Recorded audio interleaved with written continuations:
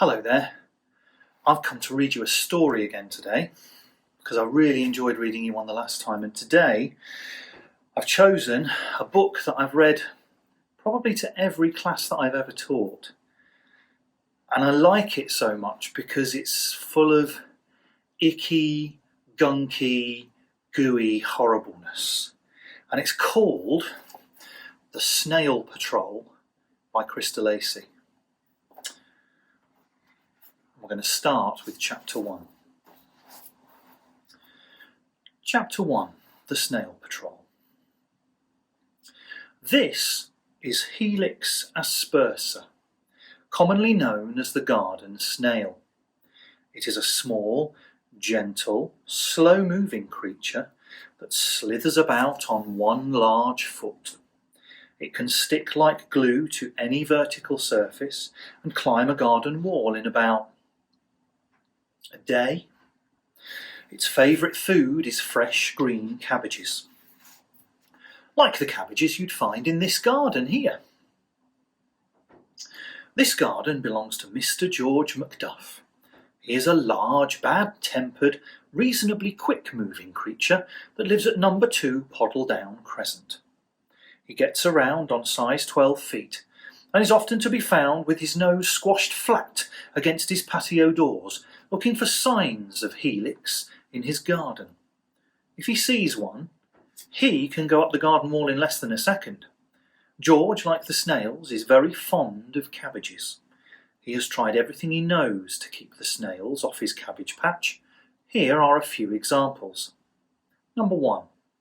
Crushing them underfoot, but this is messy, slippery, and it once gave rise to a twisted ankle, 4 days in bed, and an army of snails on the garden lawn. Number 2.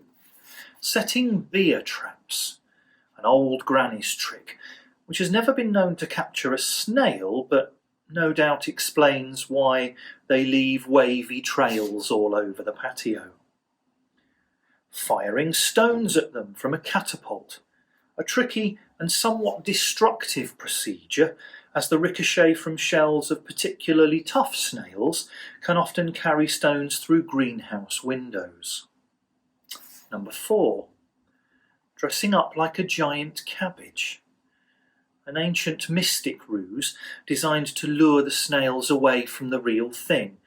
Unfortunately, most of the snails just fall about laughing. Number 5. Building the Helix ejector pad, a cunning device triggered by the weight of the snails themselves, excellent at shooting unsuspecting snails into hanging baskets, window boxes, and, as luck would have it one afternoon, onto the head of the boy next door. This is Darrin Winterburn. He lives at number 4 Poddledown Crescent. He is a scruffy but deceptively sharp-witted creature that likes playing football, collecting conkers, riding his bike and digging wax out of his ears, though not all at the same time. His favourite food is fish and chips with lashings of yummy tomato sauce, and he absolutely positively does not like cabbages. But it is surprising what a clonk on the head can do. When the snail bounced off Darrin's bonce, his first thought was this: brilliant, an apple.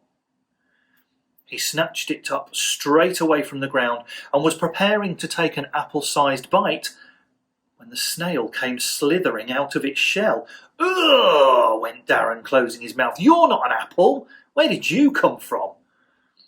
It was like a miracle. The snail yawned once and then wound its way fully out of the shell and looked back over Darrin's shoulder. Darrin followed the snail's gaze, and this is what he saw above the garden wall. The placard floated off behind a tree. It reappeared a few seconds later, travelling in the opposite direction and bearing the message, "No more snails." Mystified, Darrin climbed onto the garden bench and peeked cautiously over the wall. There was his neighbour, Mr. McDuff, holding the placard tight to his shoulder and pacing up and down his garden path. He was muttering things in that growly sort of Scottish that Darrin could never quite understand. It sounded like the noise Mark Webberley's dog made when it was lying in front of the fireplace, dreaming. At first, Darrin merely shrugged. Mr. McDuff was as balmy as a tea cake, and the Winterburns never had much to do with him. But the messages on the placard niggled Darrin's brain. Snails go home. No more snails. Darrin glanced at the snail that had bounced off his head. It was slithering along the palm of his hand, trying to reach a nearby clematis plant. Darrin scratched his ear and frowned in thought. He stuck out his tongue and touched his nose. This only ever happened when he was about to have one of his unfathomably brilliant money-making ideas. Darrin had a lot of money-making ideas, and this time he was working up a real cracker. It took the form of a simple equation. McDuff minus snails equals possible pots of dosh. That night after tea, Darrin sat on his bed with his knees pulled up under his chin, and he had a good think. He thought about George. He thought about the snails. But he thought most of all about his wanted list. Darrin's list of things to buy when mega rich. A pair of trainers with a tick on the side. A purple bike hat. A giant bar of Tobler chocolate. A CD by the Solar Flares, Ace. A computer game, Robotroids of Gobbledygook 7. A footy shirt with the names of all the Man United players on it, reserves as well. When bing! Suddenly it came to him. The simplest money-making scheme ever. He dashed to his desk for a sheet of paper and a box of coloured pencils, and then he sat himself down and he wrote out a leaflet. It went like this. Having trouble with these? Let the Snail Patrol remove them from your garden.